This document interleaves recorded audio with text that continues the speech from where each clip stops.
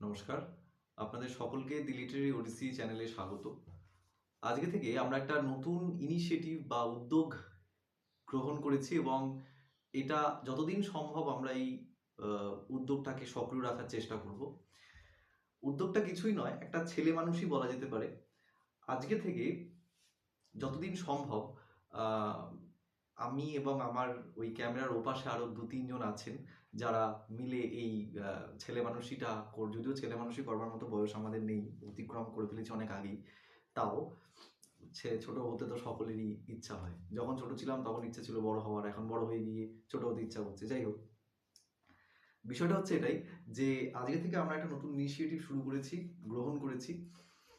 ইনিশিয়েটিভটা হচ্ছে এরকম যে আজকে থেকে প্রত্যেক সপ্তাহের শেষে অর্থাৎ শুক্র, শনি এবং রবিবার আমরা একটা নতুন বিষয় নিয়ে আলোচনা করব। যদিও নতুন নয়, এটা বলা ভুল হবে সম্পূর্ণরূপেই। একটা আ আমাদের জীবনে নতুন, কিন্তু আসলে এটা একদমই নতুন নয়। সেটা হচ্ছে সাহিত্যের কোনো একটা বিষয় নিয়ে আমরা আলোচনা করব এবং সেই আলোচনাটা বিশাল কোনো গুরুগম্ভীর, একটা তথ্য সমৃদ্ধ, আ সবসময় যে সঠিক হবে এমনটাও নয়। মানে বিষয়টা হবে অত্যন্ত মজার ছলে, অত্যন্ত বৈঠকি মেজাজে, অত্যন্ত আ হাস্য কৌতুক ইত্যাদি বিষয়ের মাধ্যমে। আমরা এটা কেন করছি? আমরা এটা করছি এই কারণে, কারণ আ আমি এবং আমার এই ক্যামেরার ওপাশে আরো ২-৩ জন আছে। তারা প্রত্যেকে মিলে আমরা এটা সিদ্ধান্ত নিয়েছি যে বাংলা সাহিত্য এবং ইংরেজি এবং হিন্দি সাহিত্য অর্থাৎ যে কটা সাহিত্য সম্পর্কে অন্তত আমি এবং আমার বন্ধুরা মোটামুটি অবগত। খুব বেশি পরিমাণে নামের আগে ডক্টরেট বা এমফিল, এই পোস্ট-ডক এই সমস্ত কিছুই আমাদের নেই। নিতান্তই আ ডেপো বলতে যেটাকে বোঝায় আমরা তার আ ধারক এবং বাহক বলা যায়। তো আমাদের এই ইনিশিয়েটিভটা বা হঠাৎ করে ভিডিও করে চলে আসার উদ্দেশ্যটা এটাই যে বাংলা, ইংরেজি এবং হিন্দি এই ৩ টে সাহিত্যের যে সাহিত্য কর্মগুলো, সাহিত্যের তো অনেক কটা শাখা-প্রশাখা আছে। কাব্য, কবিতা, নাটক, উপন্যাস, ছোট গল্প, প্রবন্ধ, সমালোচনামূলক সাহিত্য, তুলনামূলক সাহিত্য, এটা একটা নতুন শাখা। যদিও এখন আর নতুন নেই, বেশ পুরনো হয়ে গেছে। যে সমস্ত সাহিত্যকর্মগুলো তুলনামূলক অনালোকিত, অনালোচিত, সেই সমস্ত সাহিত্যকর্মগুলোকে আমরা আলোচনা করার চেষ্টা করব অত্যন্ত বা ব ব গল্পের ছলে। তো এইজন্যই আজকে আমাদের আসা এবং আপনারা দেখতে পাচ্ছেন মূলত আমাকেই এবং শুধু আমি নেই, আমার সঙ্গে আরো ২-৩ জন আছে। ৩ জন আছে মূলত এবং তারা মোটামুটি প্রত্যেকেই কেউই পড়াশোনা করে না। এটা হচ্ছে আমাদের প্রধান বৈশিষ্ট্য। পড়াশোনা বাদ দিয়ে মোটামুটি সমস্ত কিছুই আমরা করতে ভালোবাসি। তো যাই হোক, আমাদের এই চ্যানেলটার নাম কি হবে এইজন্য আমরা ঠিক করেছি 'দি লিটারেরি ওডিসি'। আ এই নামটার বিশাল কোনো সার্থকতা কোনোদিন থাকবে বলে আমরা খুব একটা বেশি আশা আ মানে বাদী একদমই নই।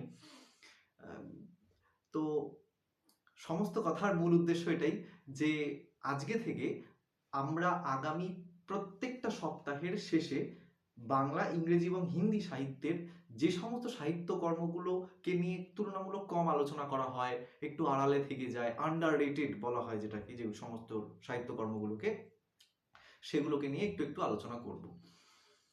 এবং যত আমাদের যদি এটাতে একটা ইতিবাচক একটা প্রতিক্রিয়া আসে, যেটা আসবে বলে আমাদের কারোরই মনে হচ্ছে না। যাই হোক, আ আমরা প্রচন্ড আশাবাদী, কিন্তু একই সঙ্গে চূড়ান্ত পরিমাণে নাহিলিস্টও। তো বিষয়টা এটাই যে আমরা এই সমস্ত বিষয় নিয়ে আলোচনা করব। আমাদের এটা আজকে ১ম আলোচনার বিষয়। আমাদের আলোচনার বিষয়টা হবে আজকে যেটার মাধ্যমে আমাদের এই চ্যানেলটার শিলান্যাস বা সূচনা বলা যেতে পারে। সেটা হচ্ছে বাংলা সাহিত্য, বাংলা আমাদের মাতৃভাষা প্রত্যেকেরই। অন্তত আমাদের এই সংক্ষিপ্ত পরিধির মধ্যে যারা রয়েছে তাদের প্রত্যেকেরই। তো সুতরাং বাংলা সাহিত্যের একটা সাহিত্যকর্ম নিয়েই আমাদের এই যাত্রার সূচনা করব বলে আমরা সিদ্ধান্ত গ্রহণ করেছি। বাংলা সাহিত্যের তো অনেক সাহিত্যিকরা রয়েছেন, কবি, ঔপন্যাসিক, নাট্যকার, ছোট গল্পকার, প্রাবন্ধিক অনেকে রয়েছেন। কাকে নিয়ে আলোচনা করলে আমাদের যে লক্ষ্য, অর্থাৎ যারা অন্ধকারে রয়েছেন বা অনালোকিত রয়েছেন, তুলনামূলক কম আলোচিত রয়েছে, তাদেরকে নিয়ে আলোচনা করা, এটাই তো আমাদের মূল উদ্দেশ্য। এই উদ্দেশ্যটা বেশি সার্থক হবে। আমরা এই নিয়ে আলোচনা করছিলাম এবং যার কথা আমাদের ১ম এই আ ফু প্রত্যেকেই একমত হয়েছে, তিনি হচ্ছেন বাংলা সাহিত্যের নির্জনতম কবি। কবি জীবনানন্দ দাশ। তো কবি জীবনানন্দ দাশের একটি বিশেষ সাহিত্যকর্ম, সাহিত্য আহ, রচনা নিয়ে আমরা আমাদের এই যাত্রার সূচনা করতে চলেছি। অবশ্যই কবি জীবনানন্দের সাহিত্যকর্ম নিয়ে আমরা আলোচনা করব না, মানে অবশ্যই জীবনানন্দ নিয়ে আমরা আলোচনা করব, কিন্তু জীবনানন্দের কাব্য কবিতা নিয়ে আমরা আলোচনা করব না, কারণ ওটা এমনিতেই অনেক বেশি পরিমাণে আলোচিত, আলোকিত, চর্চিত, সমাদৃত, গৃহীত সবকিছুই। সে রূপসী বাংলা থেকে শুরু করে ঝরাপালক, সাতটি তারার তিমি, মহাপৃথিবী, সবকিছুই আমরা মোটামুটি ভাবে জীবনানন্দ বলতে আমরা যেগুলো জানি সবকটাই সমান সমান চিহ্ন দিয়ে এই সমস্ত নামগুলোকেই বসিয়ে দেওয়া যায়। কিন্তু এগুলোকে ছাড়াও তো জীবনানন্দ আছেন। জীবনানন্দ তো কেবলমাত্র কাব্য কবিতা রচনা করেননি। আমরা দেখলাম যে মানে এটা আমাদেরও একটা পড়াশোনা হয়ে গেল একদিক থেকে, সেটা হচ্ছে যে জীবনানন্দ দাশের ঔপন্যাসিক সত্তা কে নিয়ে আমরা আলোচনা করবো বলে ঠিক করেছি। তাই আজকে আমাদের আলোচনার বিষয়বস্তুটা হবে একদমই মাল্যবান উপন্যাস নয়, কারণ মাল্যবান উপন্যাস এমনিতেই সবাই পড়ে নিয়েছে, সবাই জানে, সুতীর্থও নয়। আমাদের উপন্যাসের নামটা হবে আজকে কারুবাসনা। আলোচনার বিষয়বস্তুর নামটা হবে কারুবাসনা। কারুবাসনা উপন্যাস নিয়ে আলোচনা করতে গেলে আমাদেরকে প্রথমেই দেখতে হবে যে জীবনানন্দ দাশের যে ঔপন্যাসিক সত্তা বা শৈলী, সেই শৈলীটা না কাব্য কবিতার থেকে বা কবি জীবনানন্দ থেকে বেশ খানিকটা আলাদা। কারণ কবিতা প্রকাশের ক্ষেত্রে বা প্রবন্ধ প্রকাশের ক্ষেত্রে জীবনানন্দ দাশ কোনোদিনই সংশয় করেননি বা সংকোচ করেননি। চিরকালই একটা নিজস্ব ভাষাশৈলী নির্মাণ করতে তিনি সক্ষম হয়েছিলেন এবং প্রকাশ করেছেন। কিন্তু উপন্যাস রচনা করার সময় বা উপন্যাস প্রকাশ বলা ভালো, আমি ভুল বললাম, উপন্যাস প্রকাশ করার সময় জীবনানন্দের ভেতরে একটা অদ্ভুত ধরনের সংশয়, সংকোচ, একটা দ্বিধা তারকে গ্রাস করেছে। তিনি জীবনে অনেক কটা উপন্যাস রচনা করেছেন, যদি আমি খুব ভুল না করি তিনি 21খানা উপন্যাস রচনা করেছেন, কিন্তু প্রেস কপি করেছিলেন মাত্র দুটো উপন্যাস, সুতীর্থ এবং মাল্যবান। সেগুলোকেও তিনি প্রকাশ করেনি, শুধু প্রেস কপি করেছেন। আর কোনো উপন্যাসই তিনি তার জীবদ্দশায় প্রকাশ করেনি, প্রকাশিত হয়েছে তার পরবর্তীকালে। এখানে একটা মজার বিষয় যে এরকমটা কেন হলো, এই কেন হলো প্রশ্নের উত্তর আমার মনে হয় জীবনানন্দ দাশ নিজেই দিয়ে গেছেন। সেটা হচ্ছে খানিকটা এরকম যে লাবণ্য, অর্থাৎ লাবণ্য দাস জীবনানন্দ দাশের স্ত্রী, তিনি একটা জায়গাতে জীবনানন্দের এই ঔপন্যাসিক সত্তা প্রকাশের ক্ষেত্রে এই যে তিনি দ্বিধাগ্রস্ত হয়ে পড়েছিলেন, তার একটা সংলাপ এর মাধ্যমে ফুটে উঠতে আমরা দেখতে পাই। লাবণ্য দাস বলছেন, কোট আনকোট, বলতে শুনেছি, মানে কবিকে উদ্দেশ্য করে, বলতে শুনেছি কবিতা যদি আমাকে পথের সন্ধান দিতে পারে তবে এগুলো সকলের দৃষ্টি পথের আড়ালেই বোধহয় রয়ে যাবে। অর্থাৎ এগুলো মানে উপন্যাসগুলো। কিন্তু এমনটা কেন?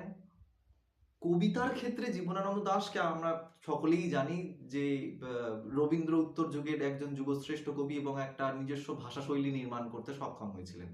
উপন্যাসের ক্ষেত্রেও কিন্তু ঠিক একই কথা যদি আমরা প্রয়োগ করি, এটা খুব একটা অতিরঞ্জন হবে না। এবং এটা না আমার সংক্ষিপ্ত জ্ঞানের পরিধি অনুযায়ী যারা এক অত্যন্ত শক্তিশালী সাহিত্যিক হন, শুধু সাহিত্যিক কেন, মানে মানুষের সৃষ্টিকর্মের যে কোনো শাখাতেই যারা যারা যুগতিক্রমী হয়ে থাকে, যারা যুগের অতিরিক্ত ভাবতে পারে, যারা নির্দিষ্ট যুগকে অতিক্রম করে যাওয়ার ক্ষমতা রাখেন, কালোত্তীর্ণ যারা হন, যাদের লেখনীটা অত্যন্ত শক্তিশালী হয়, তারা অধিকাংশ ক্ষেত্রেই আমরা দেখতে পাই যে সমকাল দ্বারা গৃহীত হতে বেশ খানিকটা সময় লেগে যান বা অধিকাংশ ক্ষেত্রেই হয়ে ওঠে না।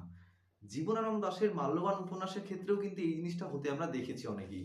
মাল্যবান উপন্যাস কেউ কেন্দ্র করে অনেকেই বলেছিলেন যে কিভাবে উপন্যাস লিখতে হয় না, সেটাই জীবনানন্দ আমাদেরকে শেখাচ্ছেন। অর্থাৎ এটা খুব একটা তো ইতিবাচক মন্তব্য নয়, এটা আমরা সকলেই বুঝতে পারছি। এছাড়াও তিনি জীবনানন্দ দাশ আমরা দেখতে পাই যে কোনো উপন্যাসের মধ্যেই সন্তুষ্টি বা যেটাকে বলে তৃপ্তি, প্লেজার, এটা কোনো উপন্যাসের মধ্যে আমরা দেখতে পাই না। জীবনানন্দের উপন্যাসগুলোর একটা অন্যতম প্রধান বৈশিষ্ট্য যদি আমরা বলি, একদম মানে কি ফ্যাক্টর হয় না, যেটা এখনকার দিনের জেন জি যারা, তাদের মধ্যে কি ফ্যাক্টরটা একটা নতুন শব্দ নিয়েছে এক্স ফ্যাক্টর হিসেবে, সেটা হচ্ছে যে তার সমস্ত উপন্যাসই হতাশাগ্রস্ততায় পরিপূর্ণ।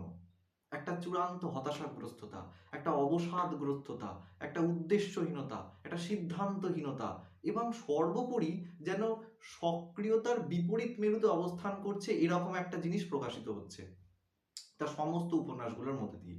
কারুবাসনা উপন্যাসকে নিয়ে যদি আমরা আলোচনা করি তাহলে আমরা দেখতে পাবো যে এটা রচিত হয়েছে 1933 সালের আগস্ট মাসে এবং তার জীবদ্দশায় তো অবশ্যই এটা প্রকাশিত হয়নি।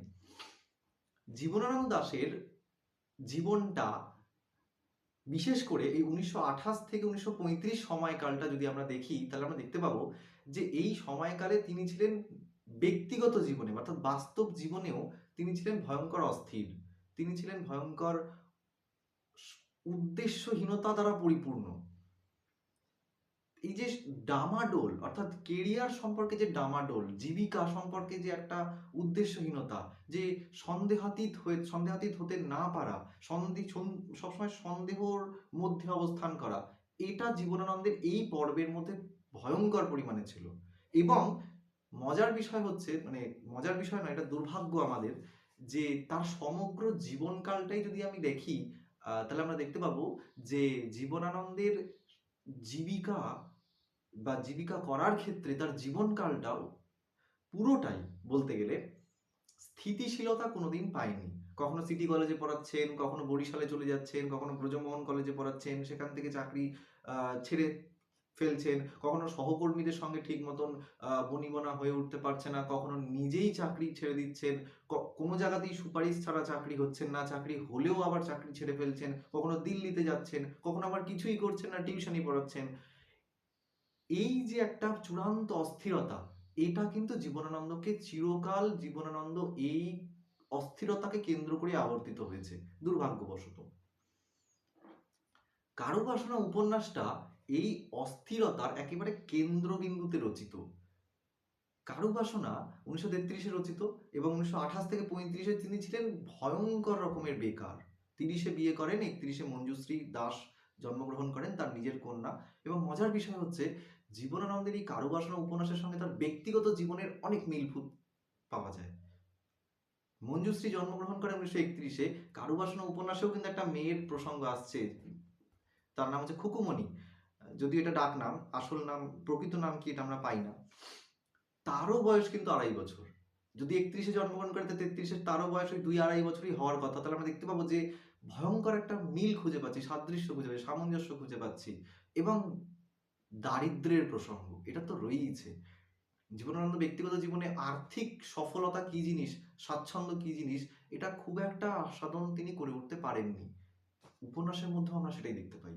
কারুবাসনা উপন্যাসে যে আবেদন সেটা মাল্যবানের মতো নয়।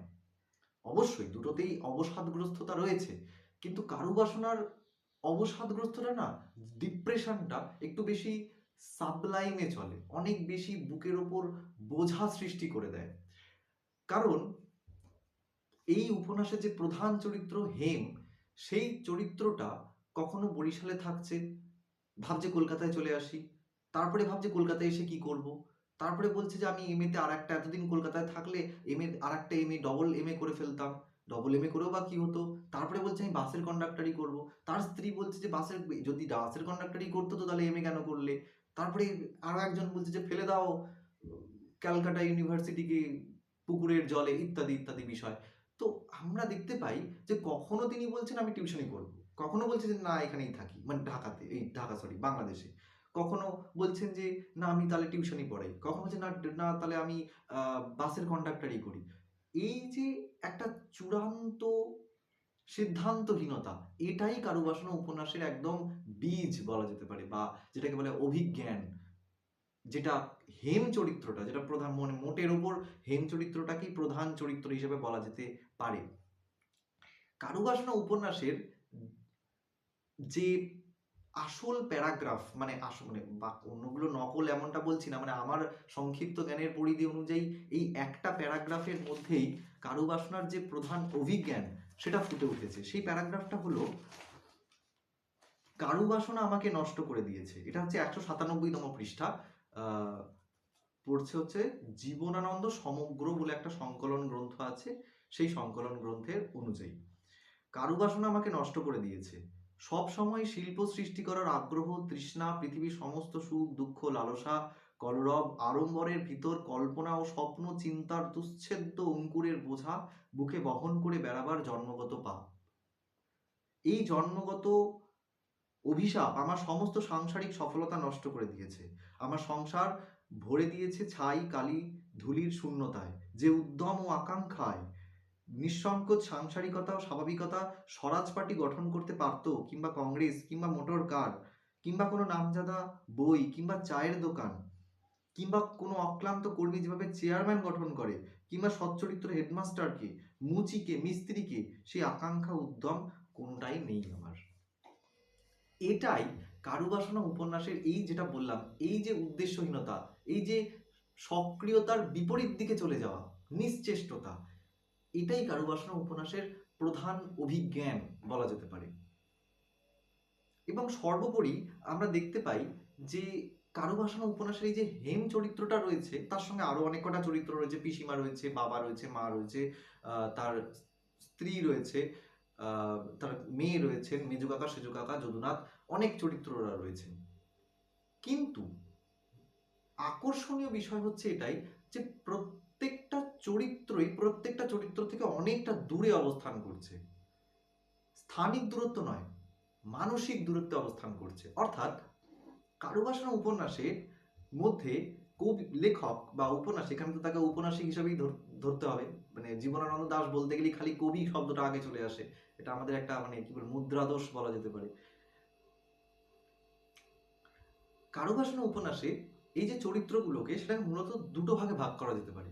একটা চরিত্র মেজো কাকা, সেজো কাকা, এই চরিত্রগুলো, পিসিমা, এই চরিত্রগুলো। আর একদিকে অবস্থান করছে হেম, বাবা, এই চরিত্রগুলো। কি পার্থক্য এই দুটো চরিত্রে? পার্থক্য এটাই যে মেজো কাকা, সেজো কাকা এরা সাংসারিক জীবন থেকে অনেক সফলতা পেয়েছে, অনেক তৃপ্তি পেয়েছে, অনেক স্বাচ্ছন্দ্য পেয়েছে, অনেক আনন্দ পেয়েছে, কিন্তু তাদের ব্যক্তিগত কোনো জীবন দর্শন নেই, তাদের কোনো যে মূল্যবোধ, যে নিজস্ব কোনো আদর্শ বলতে তাদের কিছু নেই। এবং উল্টো দিকে যারা অবস্থান করছেন, বাবা, হেম, আমরা এই উপন্যাসটা পড়লে আমাদের আর বুঝতে একটু অসুবিধা থাকে না যে হেম বলতে লেখক নিজেকেই মূলত তুলে ধরার চেষ্টা করেছেন। তাদের সাংসারিক সফলতা নেই, সন্তুষ্টি নেই, তৃপ্তি নেই, স্বাচ্ছন্দ্য নেই, কিন্তু যেটা আছে সেটা হচ্ছে মূল্যবোধ, জীবন দর্শন। বাবা এবং হেম, এই দুটো চরিত্রই জীবনকে একটা অত্যন্ত, যেটাকে বলা হয় পাখির চোখ থেকে, from the birds eye view যেটাকে বলা হয়, পাখির চোখ থেকে দেখছে। এই পাখির চোখ থেকে দেখার যে সক্ষমতা, সেগুলো কিন্তু ওদের ভেতর নেই, মেজু কাকা, সেজু কাকা চরিত্রগুলোর মধ্যে নেই। এবং সর্বোপরি কারুবাসনা উপন্যাসের মধ্যে দিয়ে যেটা বোঝানোর চেষ্টা করেছেন লেখক, সেটা হচ্ছে যে জাগতিক সফলতা, বিফলতা, সন্তুষ্টি, বিফলতা নয়, সফলতা, সন্তুষ্টি, স্বাচ্ছন্দ্য, প্রাপ্তি, যেটাকে আমরা সহজ ভাষায়, ইংরেজিতে সহজ ভাষায় বলে থাকি মেটেরিয়াল প্লেজার, বা বস্তুগত প্রাপ্তি, পার্থিব প্রাপ্তি, সুখ স্বাচ্ছন্দ্য বলতে আমরা যেটাকে বুঝি, তার সঙ্গে কারু বাসনা, কারু মানে হচ্ছে শিল্পকর্ম করার যে বাসনা, এই বিষয়টার একটা স্পষ্ট বিরোধ রয়েছে। ওই জন্যই লেখক বলেছেন, হেম বলছে কারুবাসনা আমায় নষ্ট করে দিয়েছে। উপন্যাসে আরো এক জায়গায় বলছে যে বয়স 30 পেরিয়েছে, 30 এখনো পেরোয়নি, তবে মনে হচ্ছে যেন সবকিছুই শেষ হয়ে গেছে, সেই উদ্যম বা সেই আকাঙ্ক্ষা কোনোটাই আমার আর ভেতরে নেই। এই যে একটা চূড়ান্ত হতাশাগ্রস্ততা, এইটা যেন পাঠককে এবং তার উপন্যাসকে একেবারে আঁকড়ে ধরেছে, যেখান থেকে পাঠক আর সহজে বেরোতে পারে না। কারুবাসনা উপন্যাসের প্রধান বস্তুটাই হচ্ছে এটা, যে সেটা পাঠকের মনকে প্রবলভাবে আক্রমণ করে এবং একটা অবসাদগ্রস্ততা দ্বারা আচ্ছন্ন করে রাখে। এবং ঠিক আমরা আরো কতগুলো যদি বৈশিষ্ট্যের দিকে তাকাই কারুবাসনা উপন্যাসের, তাহলে আমরা দেখতে পাবো যে জাগতিক সুখ স্বাচ্ছন্দ্যের সঙ্গে কারুবাসনার তো একটা স্পষ্ট বিরোধ রয়েছে। এটা তো একটা মানে মানে মূল মন্ত্র হিসাবে এই উপন্যাসের মধ্যে দিয়ে ফুটে উঠছে।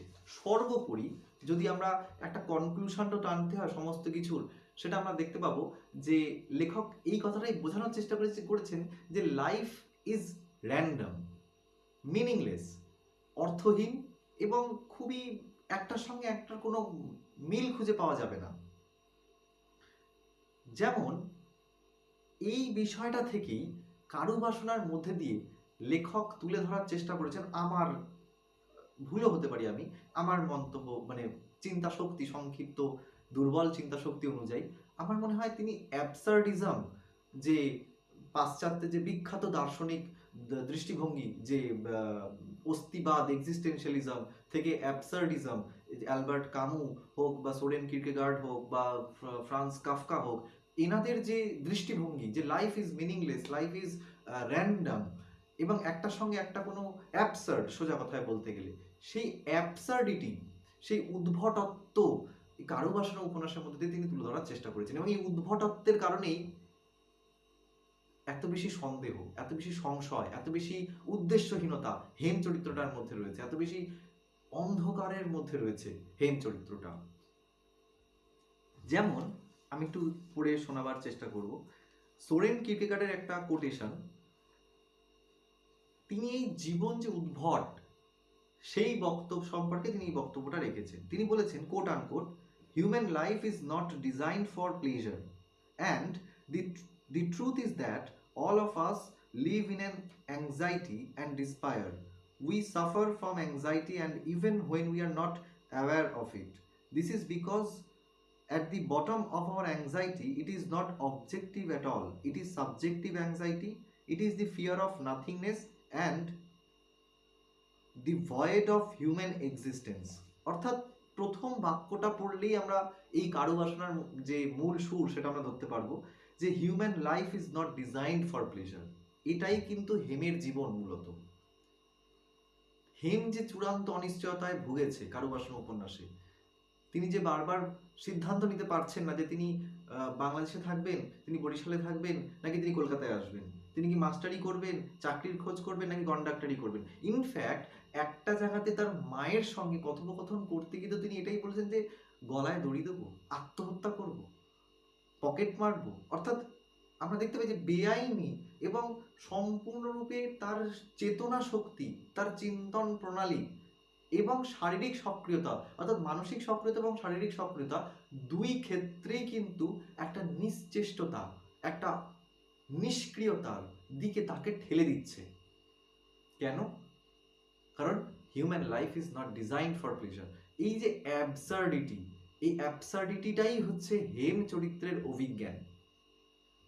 সর্বোপরি যে দূরত্বের কথা আমরা আগেই আলোচনা করেছি, যে বাবা মা, মঞ্জুশ্রী, মঞ্জুশ্রী নয়, মানে খুকুমণি, মানে তার মেয়ের প্রসঙ্গটা ফুটে উঠছে, হেম চরিত্রটা, তার স্ত্রী, পিসিমণি, ছোট কাকা, মেজো কাকা, সেজো কাকা, এই সমস্ত চরিত্রগুলো কিন্তু একে অন্যের থেকে অনেকটা দূরে অবস্থান করছে। তাদের মধ্যে মানসিক যে সাদৃশ্য বা একে অন্যের প্রতি যে মিল, যে সৌহার্দ্য বিনিময়ের যে প্রবণতা, সেটা কিন্তু নেই। যখন এই হেম চরিত্রটা জিজ্ঞাসা করে, যারা জীবন থেকে অনেক কিছু পেয়েছে, সেই সমস্ত সেজো কাকা, মেজো কাকা, এই সমস্ত চরিত্রগুলোকে উদ্দেশ্য করে, যে তোমার মতো হলে তো বেশ ভালোই হতো, তখন তাদের কাছ থেকে আমরা আশা করি যে হেম কিছু পায়নি জীবন থেকে, অস্থির, হতাশাগ্রস্ত, তাই হয়তো তার জীবনে এইরকম এক দরিদ্র পরিবেশের মধ্যে তাকে বড় হতে হয়েছে, এই জন্য তার জীবনে এত বেশি পরিমাণে ক্লান্তিতে ভরপুর। কিন্তু অন্যদিকে যারা অনেক কিছু পেয়েছে, তার মানে নিশ্চয়ই তারা অনেক শান্তিতে রয়েছে। কিন্তু চমকটা লাগে আমাদের এই জায়গাটাতেই। মেজো কাকা সেজো কাকা বলে সেই প্রশ্নের উত্তরে যে তারাও কিন্তু খুব একটা সুখী নয়। অর্থাৎ নদীর এপার কহে ছাড়িয়া নিঃশ্বাস, ওপারেতে সর্বসুখ আমার বিশ্বাস, এটাই কিন্তু মূলত ফুটে উঠছে, যে যারা জীবনে কিছু পায়নি, যাদের দর্শন আছে, মূল্যবোধ আছে, চিন্তন প্রণালী আছে, একটা নির্দিষ্ট জীবন বোধ আছে, কিন্তু সাংসারিক সফলতা তারা পায়নি। হেম মানে উপন্যাসে এখানে কবি, মানে আবার ভুল করে বলে ফেললাম, কবি ঔপন্যাসিক জীবনানন্দ তার নিজের প্রসঙ্গকে এখানে তুলে ধরার চেষ্টা করেছেন। বা বাবা, তাদের জীবনে তো সাংসারিক সফলতা আসেইনি, কিন্তু যাদের জীবনে এসছে তারাও কিন্তু খুব একটা শান্তিতে নেই। অর্থাৎ দুই পক্ষের মানুষই কিন্তু অশান্তিতে পরিপূর্ণ। অর্থাৎ এই যে অ্যাবসার্ডিটি, এই যে উদ্ভটত্ব, এই উদ্ভটত্বটাই হচ্ছে কারুবাসনা উপন্যাসের মূল ভিত্তি বলা যেতে পারে। সবার শেষে আমি একটা জিনিস বলে আমি কনক্লুশন করার চেষ্টা করব, সেটা হচ্ছে যে কারুবাসনা উপন্যাসের সঙ্গে আমরা যদি অন্যান্য উপন্যাসগুলোর তুলনা করি তাহলে একটা স্পষ্ট পার্থক্য আমরা দেখতে পাবো, এবং সেই পার্থক্যটা খুবই অভিনব। সেটা হচ্ছে যে কারুবাসনা উপন্যাসটা হচ্ছে এমন এক ধরনের উপন্যাস যেটাতে যেটা কিনা সংলাপ ধর্মী। এটা কিন্তু সচরাচর দেখতে পাওয়া যায় না। মানে আমরা যারা সাহিত্য নিয়ে একটু আধটু পড়াশোনা করি বা পড়াশোনা করার চেষ্টা করি, তারা জানি এবং মুখস্থ করার চেষ্টা করি যে উপন্যাস এবং ছোট গল্পের মধ্যে পার্থক্য কি। এই নিয়ে আমাদের 10 নম্বরের একটা উত্তর মুখস্থ করতে হয়। অধিকাংশ মানুষই সেই উত্তর মুখস্থ করে পরীক্ষায় লেখে এবং তারপরে ভুলে যায়। আমিও তাদেরই একজন। আমিও তোমাদেরই লোক, এই মোর পরিচয় হোক, এটাই মূলত বিষয়। কিন্তু উপন্যাসের ক্ষেত্রে আমরা সচরাচর কি জানি, যে সেখানে সে তার গতি হবে ধীর স্থির মন্থর গতিতে, সে এগিয়ে চলবে উৎস থেকে সমাপ্তির দিকে, এবং তার তার ভেতরে নানা চরিত্রের সন্নিবেশ ঘটবে, ঘটনার একটা পরিবর্তন ঘটবে, চরিত্রের একটা ক্রমবিবর্তন ঘটবে, এই তো। আর ছোট গল্পের সেগুলো একদমই সেগুলো আমরা দেখতে পাবো না। সেটা যেন ধনুক থেকে নিক্ষিপ্ত হওয়া তীরের মতো দ্রুত গতিতে সেটা উৎস থেকে সমাপ্তির দিকে এগিয়ে চলবে। তার মধ্যে চরিত্রের সন্নিবেশ খুবই কম থাকবে। সেটা যেন একদম জীবনের মাঝখান থেকে তার কাহিনী সূচনা করবে, এই রকম। কিন্তু কারুবাসনা উপন্যাসটা হচ্ছে সংলাপ ধর্মী।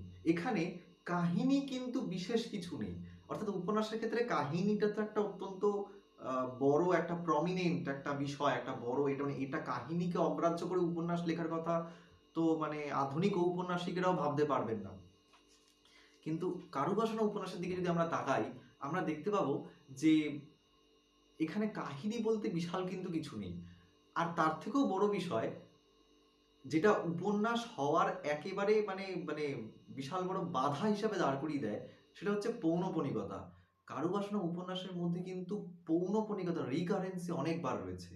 বিশেষত এই হেম চরিত্রটির যিনি স্ত্রী কল্যাণী, তার কার্যকলাপের মধ্যে আমরা দেখতে পাই যে কল্যাণী কি করছে। কল্যাণী প্রত্যেকদিনই সন্ধ্যেবেলা তেঁতুল জল দিয়ে ভাত মেখে ঘুমিয়ে পড়ে। কিন্তু সে কি প্রকৃতপক্ষে ঘুমায়? তা কিন্তু নয়, সে কিন্তু সজাগভাবে শুয়ে থাকে। এই সজাগভাবে শুয়ে থাকাটা কি?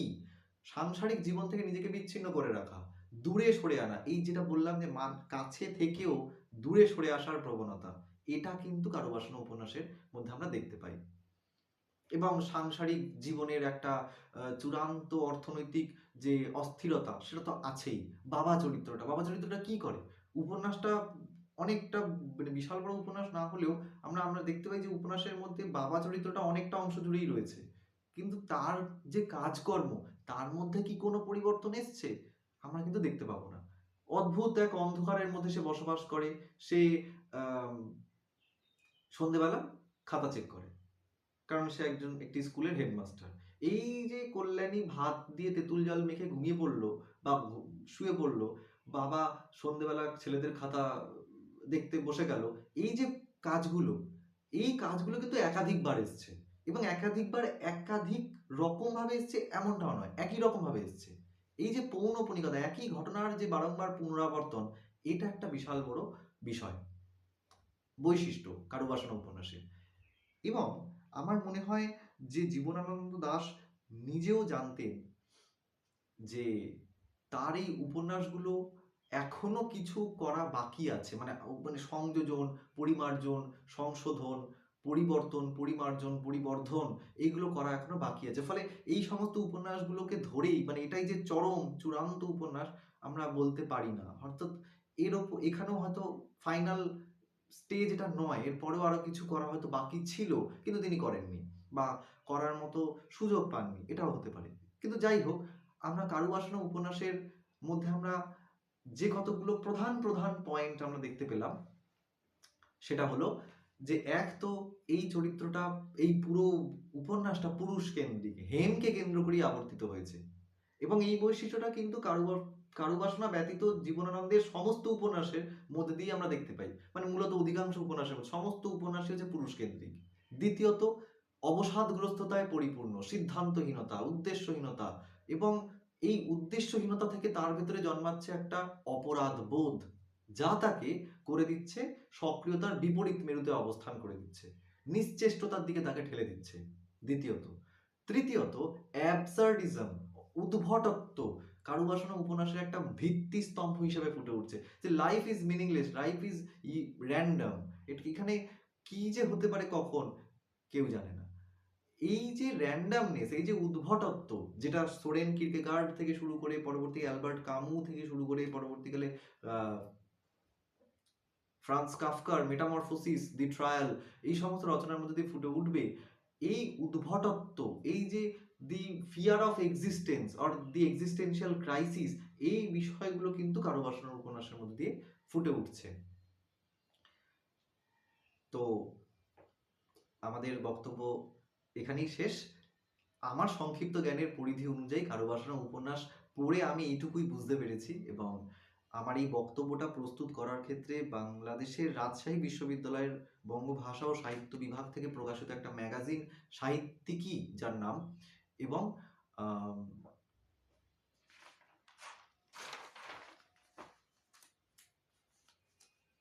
ডক্টর সোমা রায় বেথুন কলেজের অধ্যাপিকা, যদি আমি খুব ভুল না করে থাকি, তার একটি বক্তব্য, এখান থেকে আমি অনেক কিছু ধার করেছি বলতে গেলে। তাই আমার এই বক্তব্য রচনার ক্ষেত্রে তাদের প্রতি, অর্থাৎ রাজশাহী বিশ্ববিদ্যালয়ের বঙ্গভাষা ও সাহিত্য বিভাগের সাহিত্যিকী যে ম্যাগাজিন, তার প্রতি এবং ডক্টর সোমা রায়ের বক্তব্যের প্রতি আমি ঋণী।